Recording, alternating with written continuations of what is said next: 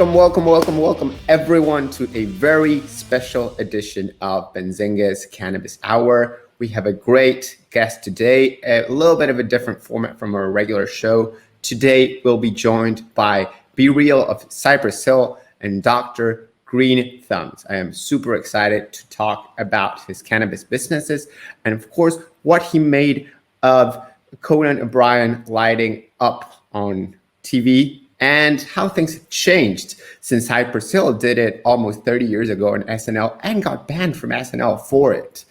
Let's get the party started. Today, of course, we have our regular co-host, amazing co-host, Elliot Lane. Elliot. Regular or amazing? I don't know, man. You saved yourself there. You're a regular and you're an amazing co-host. I'm an amazing regular. I'm the guy that comes to the bar that they like seeing come in because I tip well.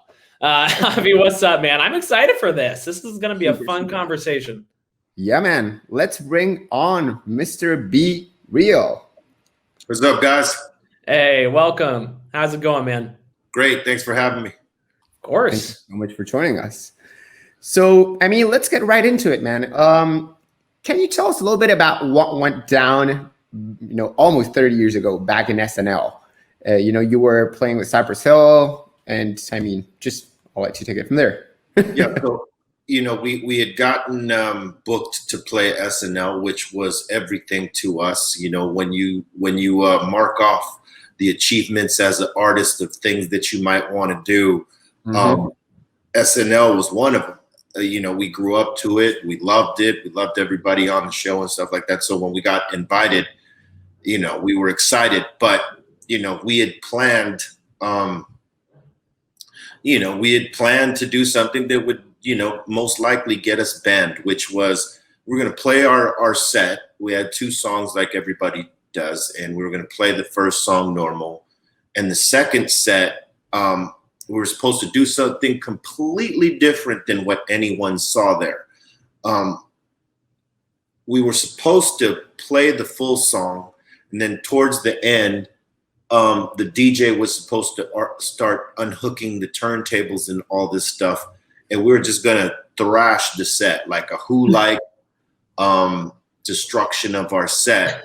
And at the end, we were going to smoke, our joints, because all of us had a joint. We were just going to smashing it at the end, like, how people have cigarettes after a crazy moment, right? We were going to do that with our joints. The problem is Muggs sort of jumped the gun and lit the joint on the start of the song. And, it sort of threw the rest of the plan off. So it was kind of like an awkward second song. But, people saw that joint lit because they had it on them.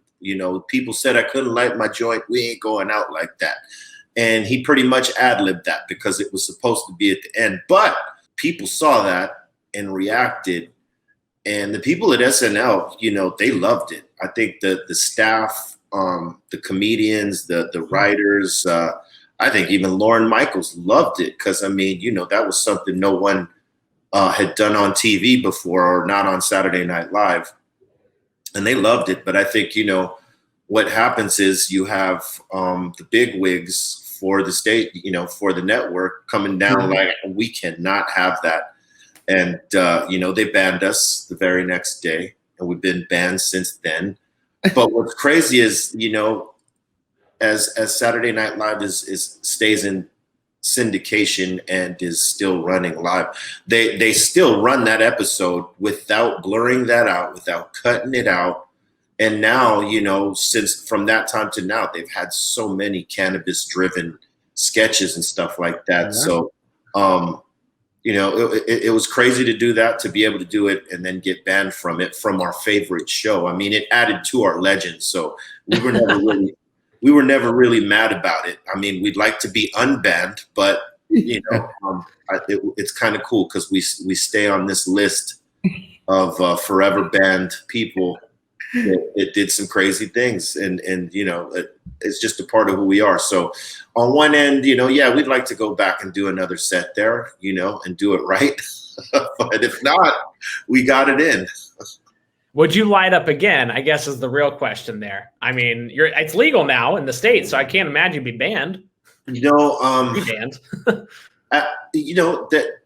there could mark a return, but we'll see. I mean, it's up to the folks at Saturday Night Live. We do have a 30-year anniversary coming up in August, and a new album the following year. So who knows? It could be. Maybe they lift the ban and have us on one more time, and maybe we do it again. Man, they should. They really should. Let me ask you something. I mean, are you banned just from SNL or all of NBC? No, it was just SNL because we had done Conan O'Brien. He was on NBC. We had done Jay Leno. That was also on NBC. So it was basically just Saturday Night Live.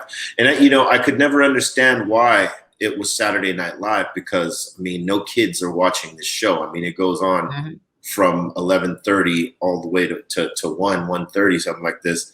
So there's no kids watching, but I would imagine there was conservative folks that had crazy sense of humor watching, and they were maybe appealing to those folks. But half of the writers and half of the staff and a lot of the comedians, they smoked weed too. They didn't see nothing wrong with it. But when you're dealing with a corporate company like that, it is what it is. But fast forwarding, man. I mean, what was your reaction watching Seth and Conan just light it up?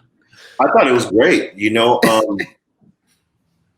The only reason he did it was because he knew he was retiring. Because if he hadn't been going into retirement, that is not a move he would have pulled because, he knows as well as anyone that the corporate sponsors of the network would have been on his back for that, whether it's legal in California, New York, or wherever. It's not legal federally across the United States yet. So it's not something that they would have taken lightly. But I thought it was dope that he, went out like that and said, fuck it, even though he didn't really inhale the thought was there.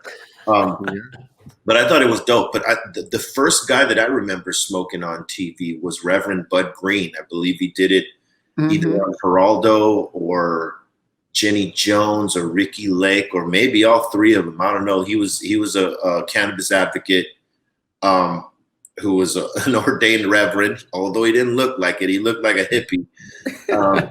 And he would go into this prayer and just light up right there on the show. And they would try to stop him, but he would get it off. And when I saw him do that, that's when I said, we're Cypress Hill, we got to do shit like this right here. And that's what prompted the SNL light up. And then I came close to doing the same thing on a cameo that we did with the Beastie Boys on Arsenio Hall.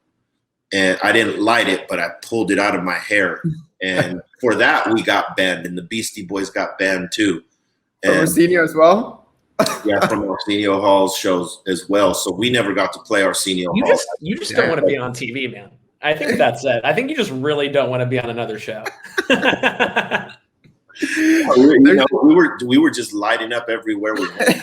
And at that point, we didn't want to fuck the Beasties up, so we didn't light it up. But they banned us anyway, so we kind of felt bad about that because, the Beasties didn't know I was going to pull that joint out of my hair like that. I had a big old afro popping off, and I just pulled it out, and it freaked everybody out. But Arsenio was cool. He didn't have a problem with it. I mean, he smokes.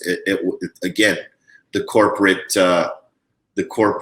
folks that run the network, from the corporate offices, they weren't so cool about that because, you go into their studio, you had all the Mothers Against Drunk Driving and DARE and all these different organizations on the door. And here we go. We're about to light it up on stage.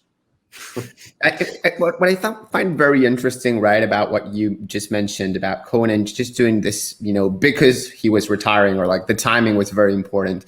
The whole premise I was thinking here is, how things have changed in 25 years, but it seems that they haven't changed that much in some ways. Like, where do you see things have changed, and where do you see there's a continuity? Because there's clearly a similar mandate when it comes to big executives and big corporations, right? They're still not pro cannabis as one would expect. Well, I think we as the people have more understanding and more education about cannabis use and the other aspects of cannabis in terms of the medicinal uses. I think more people are educated than they were 15, 20, 30, 40 years ago because, you know, the information is readily available on any given cannabis website that is meant to educate someone. So I think there's people more accepting, even though they might not even smoke. They might be advocates, but non-smoker advocates. So there's more understanding there, and people realize that there is nothing wrong with cannabis, and it is completely safe in comparison to a lot of the things that are out there now. Now, as it relates to corporate, I think that they're just going by the guidelines of what the federal government is putting out there. Yes, it's legal in these states. We are allowing that, but it is not legal as a whole. So when you're dealing with that, you're dealing with the FCC, and they lay hard and heavy fines for any of that type of shit. So, you know, I think they're just trying to stay within guidelines so that their corporation doesn't get fined, because I would imagine the fines for them are pretty ridiculous. You know, we as the artists don't ever deal with that. Like, so if we go and light up on a show like SNL, we don't get taxed for that. Yeah, they do. So, you know, I think they're just, at that point, it's business, right? As opposed to the cool factor. But I imagine that this is going to change in the next 5-10 years. There'll be more acceptance even by them, because at some point there's going to be cannabis companies with enough money to come to these networks and say, hey, we want to buy ads for this particular time or whatever, or we want to sponsor this show or that show. That's coming, and they're not going to be able to avoid that. And that's real money. And, you know, at some point, I believe the federal government will roll over and this will be legalized across the nation. It needs to happen.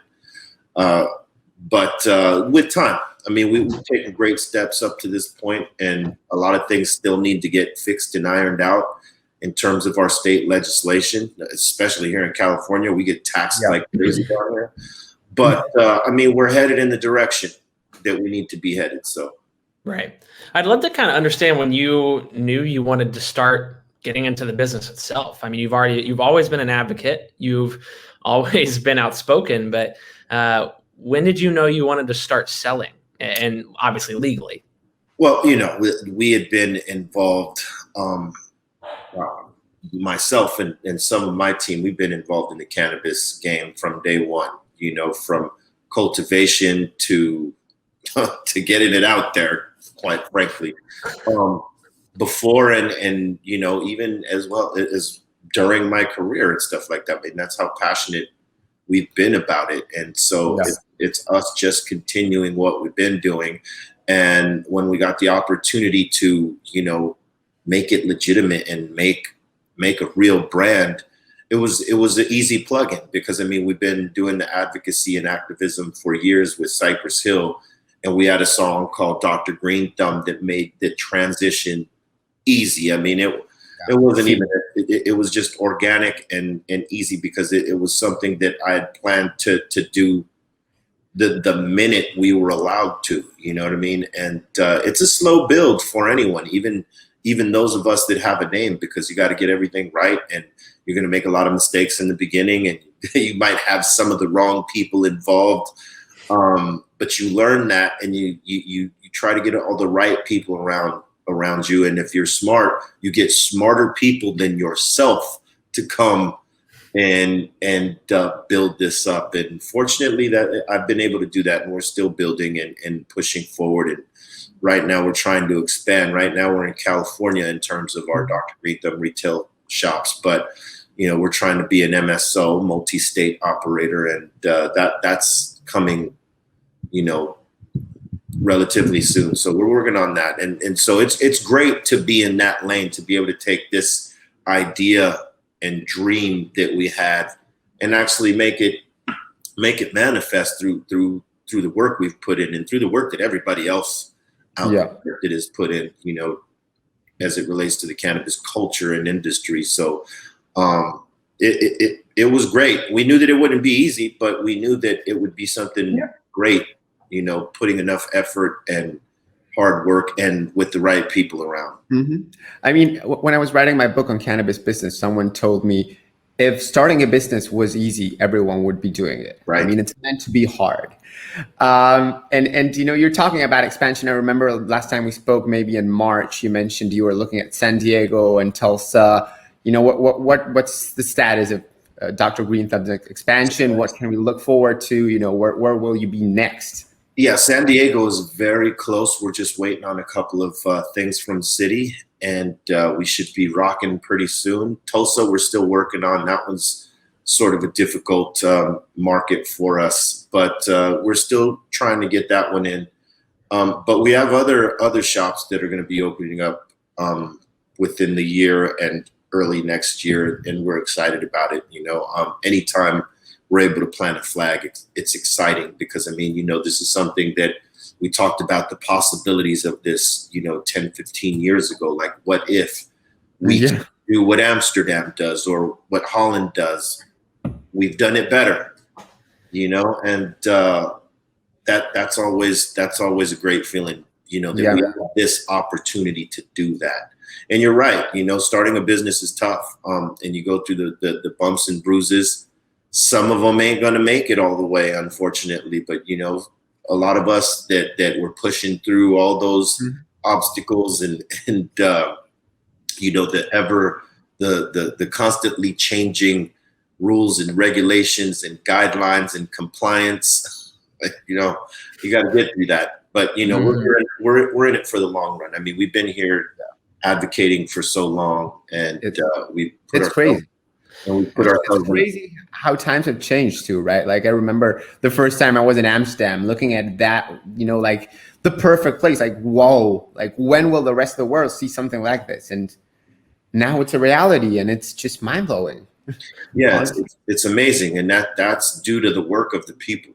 You know, the folks that were passionate about it, the folks that, you know, gave their time and effort and sacrifice to lift this culture, lift this industry, and show that it's viable and it's valid and important and essential. You know, here we were in the pandemic, and in California, you know, they deemed the cannabis industry as an essential industry, and that's huge. I mean, comparison to 20 years ago, they're throwing people in jail for cannabis. I mean, they still do, but that's the power of it. You know, they know that economically this creates revenue and it creates jobs, and they cannot look the other way on this anymore. So the fact that they made it an essential business, that's everything, man. So all the hard work everybody ever put in, we're seeing it and we're living it. And, you know, there's still some hard work to do though. Amen. I know we got like 1 minute left here, but I wanted to just kind of understand the types of products that Dr. Greenthumbs is going to put out. I know I did read somewhere that flour through a glass tip is your preference. Yeah. With my brands, Dr. Greenthumb is our retail brand, but we are going to be putting out other products, other flours, flour products in Greenthumb branded bags. Right now, what our actual line, our strain line, is Insane. So we have a flower line called Insane. We also do a few edible collabs and a few collabs with G Pen in terms of concentrate devices and whatnot. And but yeah, our primary focus was always on the flower. So, you know, we have a SKU, a great menu of fire flower for people out there that come into our retail shops that are in the Insane branded bags. And we just released a new set of flavors, different phenoms than our original menu and stuff like that. So people are getting excited about that. So, but we're going to touch on a lot of different cannabis products right now. You know, aside from Insane and Dr. Greenthumb, I have a company called Funky Fill Tips, which you mentioned just a minute ago, and those are glass tips. And those that like to smoke joints or blunts, we're not necessarily concentrate heads or whatever. we smoke our joints on a glass tip. And so, that's something that we've been pushing out there to people. That was something we created. We invented that. And, it's just a part of our tree that has branched out and stuff like that. So we're trying to do a lot of different things in cannabis culture. We're going to be throwing some Dr. Greenthumb events as well. Like we're going to plan to maybe throw a festival either next year or the following year under Dr. Greenthumb, as we used to do the Cypress Hill Smokeout. We're going to do something in that vein. So we're going to fucking ramp it up pretty soon. Hey, Cannabis Hour will be there to cover it, man. You just let us know what it is. Awesome. This has been fun. Any other last words you want to leave the audience here for us? What we can expect in the next year. I know we touched on that, but anything else you want to cover? All right. Well, I got a new album coming out in August. It's called Let Me Tell You Something. It's produced by Scott Storch. It's a solo album, and very proud of that. So I just want to make people aware of that. And then the Cypress Hill album is coming out early next year, probably March or April. But we also got a Cypress Hill graphic novel coming to coincide with our 30-year anniversary this year on August 12th. Well, that's the anniversary. The novel should be coming out around that time.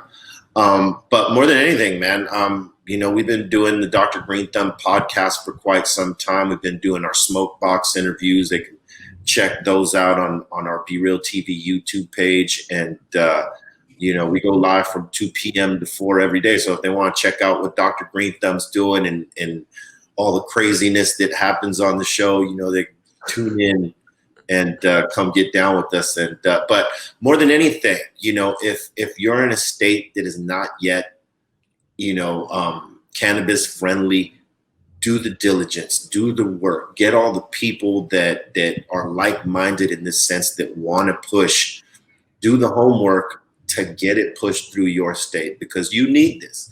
You need this like we needed this. California was fucked up in terms of our revenue and debt. Yeah. Cannabis came and bailed us the fuck out of it. So, this can happen in your state. So do the knowledge, do the homework, do the work, and you could be the next California.